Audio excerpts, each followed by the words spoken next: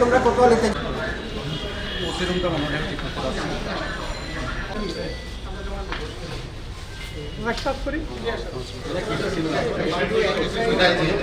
কোটা সংস্কার আন্দোলনে এটা জাতীয় এবং আন্তর্জাতিকভাবে এটা বড় ধরনের ইস্যু হয়ে আসছে।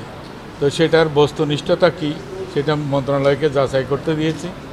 আমরা কাজ চলছে এইখানে হলে যা কি পরিমাণ মুক্তিযোদ্ধার সন্তান চাকরি কোটার মধ্যে হয়েছে আর মুক্তিযোদ্ধার কী অবস্থায় আছে, সংখ্যা কত এবং কারা কারা মুক্তিযোদ্ধা হয়েছে, এই সমস্ত কিছু মানুষের কাছে জনসাধারণের কাছে আমরা উন্মুক্ত করে দেব।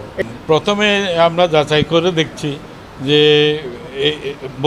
বাস্তবিকতে ঘটনাটা কী হয়েছে এবং মন্ত্রণালয়েরও যারা কাজ করেন এই ক্ষেত্রে তাদেরও এই বিষয়ে নেতিবাচক একটা আছে যে এটা ইম্পোজ করা আছে এটার উপরে যে মুক্তিযোদ্ধা নানান আঙ্গিকেই হয়েছে, নানানভাবে হয়েছে, সেই সমস্তগুলোকে আমরা যাচাই বাছাই করে যাদেরকে সত্যিকার পাবো তারা থাকবে আর যাদেরকে পাবো না তারা চলে যেতে হবে।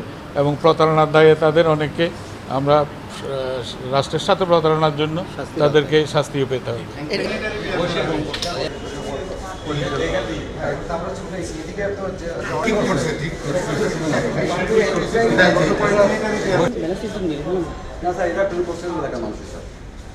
প্রিয় নম্বর সেট করে বিকাশে সেন্ড মানি করুন ফ্রি।